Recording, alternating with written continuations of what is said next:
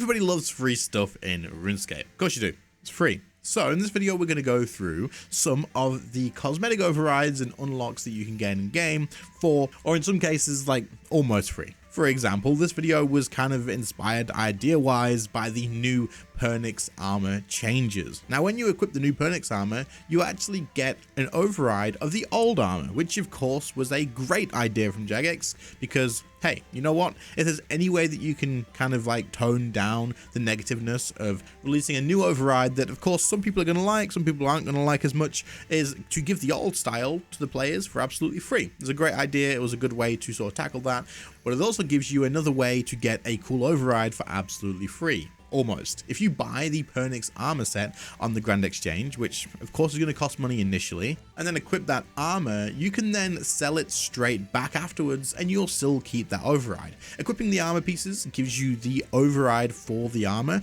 and allows you to have that old version as something you can just wear all the time. That's what you can see me using in game right now. But of course, once you sold it back, if you are a little bit patient, you can sell this back for the same price or just a little bit less if you're not. You'll still get to keep that cosmetic override because you've worn it just one time. So either way, you can just buy this, equip it, and sell it back, and you've unlocked something for free. But this got me thinking, what other unlocks and overrides that are kind of cool that are around the game that you can get purely from gameplay and that you guys actually might be interested in getting your hands on? So here's some of my favorites and then some others that you can work on if you're interested as well. Let's go. One of my favorite things that Jagex does every now and again is just a random little release of like the cosmetic reward just to engage people in the game a little bit. And what I'm talking about specifically is the last one that I can remember is the Chaos Witch's Wand. If you haven't grabbed this, which you can see on screen now, it looks pretty cool, right? This is a nice thing to get. However, this was actually released in a very interesting way. You're going to grab the sunken box from the Garden of Carid Pond. And then you're going to have to grab this with a telekinetic grab because you can't reach it otherwise once you've actually found the thing in the first place, and then follow along some clues until you end up digging it up somewhere in Daemonheim. But before you even get to this, you're going to have to go through Mod Sponge's trading sequence, which basically is loads of different clues. When you actually get the sunken box, you're going to get a sodden note. Then you're going to have to use the note on a nearby washing line to be able to get a dry note. And then I'm not going to give any more spoilers. This will take you on a little bit of a treasure hunt until you finally get the Chaos Witch's Wand. It's pretty cool. I love this sort of thing. Like, it's content that's permanently in the game. You could go and do this always, and it's just something so small and little and easy, and you're just going to get yourself a wand which doesn't have great stats, but like when you unlock it, you can use it as a cosmetic. And I mean, why wouldn't this is cool?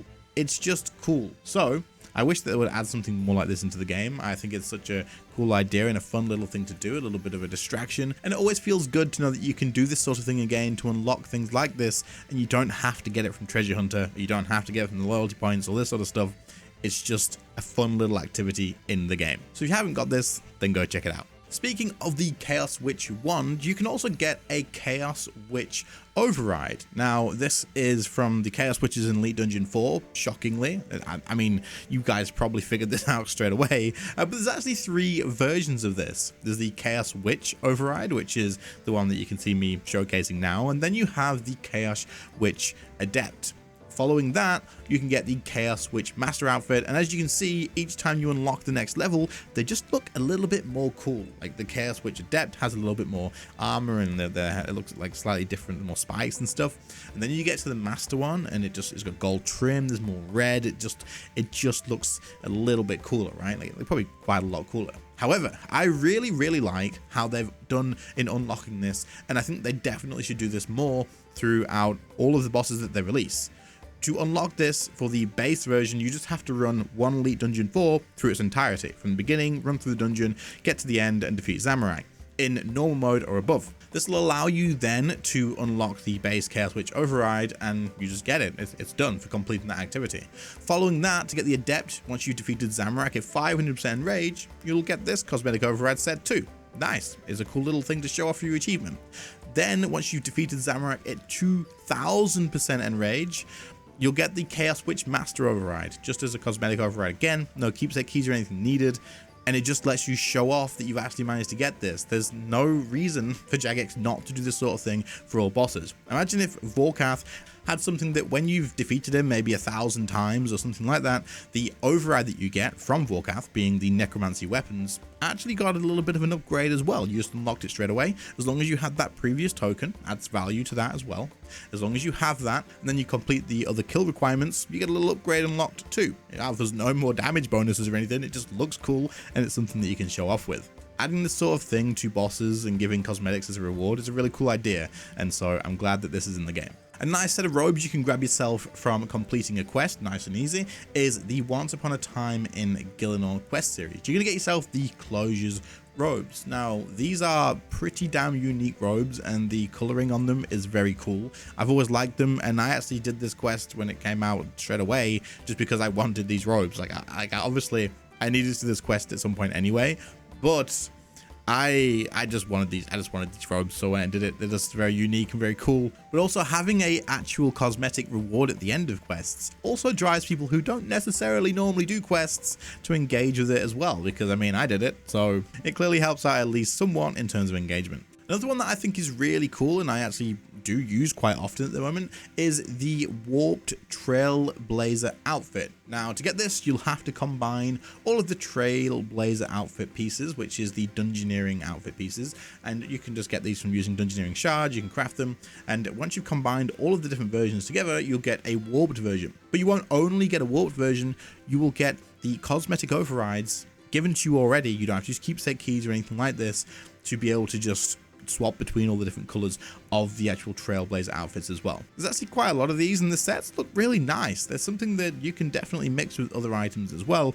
and being able to have all of these unlocked just because you combine an item in game is pretty damn nice. I kind of wish that this happened with a lot of the other ones. I'm not sure why it happens with this one and not all of the other ones, but I guess, hey, it is what it is. But if you do like the look of these, all you need to do is combine those pieces and you'll have them all unlocked. Another thing that just looks insanely cool, in my opinion, I mean, I'm a little bit sad about it in some ways, but we'll get to that, is the Death Scythe. To get this, you just have to complete 100 Soul Reaper assignments, which is your Slayer task, but for bosses through death, for anyone who doesn't really do them just yet, or maybe you just don't remember the name of them. Once you've completed the 100 of them, you will get the Death Scythe as an override, and you can use it as a two-handed melee weapon whenever you want. Now, I'm a little sad, just a little sad, that you don't also get Death's robes. Man, I would love to be able to get Death's actual robes as an override.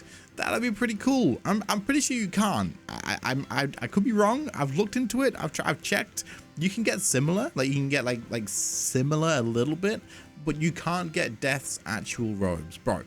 That'd be so cool. But either way, you can get his scythe, and that's pretty cool in itself anyway. Another armor set that you can get your hands on is the Abyssal Knight Override. You can get this from spending 27 million Shattered World Anima at the Shattered World reward shop, surprisingly, is where you can grab this. And it's alright. I guess it's probably not for everybody, but I thought I would add it in here because it's another little thing that you can actually grab. And 27 million Shattered World Anima might sound quite a lot, but you do collect this pretty quick, and I'm not sure why they use a ton of numbers. Maybe it just feels better that way, but overall, if you're interested, you can grab this from there. And then we're going to end on these ones. In God Wars Dungeon 2, whenever you get reputation from each of the generals, you actually unlock overrides for each of them as well, for your weapons and for your actual wing slot too. It's just overrides. I don't know why I said weapons. Either way, 4,000 reputation for each of these bosses is going to unlock you a cosmetic. 7 reputation will give you Hellweir Claws. The Twin Furies one, so Zamorak, will give you the Twin Fury wings as like a wing override. The Zerosium one, so Vindicta, will actually give you a weapon override for a sword that looked kind of like a Dragon Rider lance, but is a sword instead. It's pretty cool. The Sliske one will give you the Shadow Glaives, but as a throwing dagger, which again is the same sort of design, but rather than a glaive, it's just a dagger. So if any of these do actually float your interest, you can head out there, grab the reputation, and get those unlocked and start using them up. Again, another example of Jagex using like random cosmetic overrides as a way to boost engagement through PvM. Wonder why they stopped all of a sudden. This is something that they should definitely be doing a lot more. Like, this is a really good idea. It's another cool reward that doesn't have to have any value. It's just a little bit of a bragging rights unlock and feels good to get. I definitely love to keep seeing this sort of thing. It doesn't have to be in terms of a token. They should maybe even go back and add them to like bosses like a Raxor and all this sort of stuff. Could be a really cool idea to me. And there you go, quite a few unlocks and cosmetics that you can get in game right now without really spending any GP. You just got to play the game a little bit, get a few of these cool unlocks. There's many more of these that I could mention, but I didn't want to drag this video on forever. So if you're interested in the part 2, let me know in the comments. If you can think of any that you would think should be mentioned in here, then drop them in the comments as well, and I'll maybe make another video on it too. Otherwise, I hope you all enjoyed. If you did, leave a like, sub to the channel if you are new, and I'll catch you all in the next one. See you later, guys. Bye.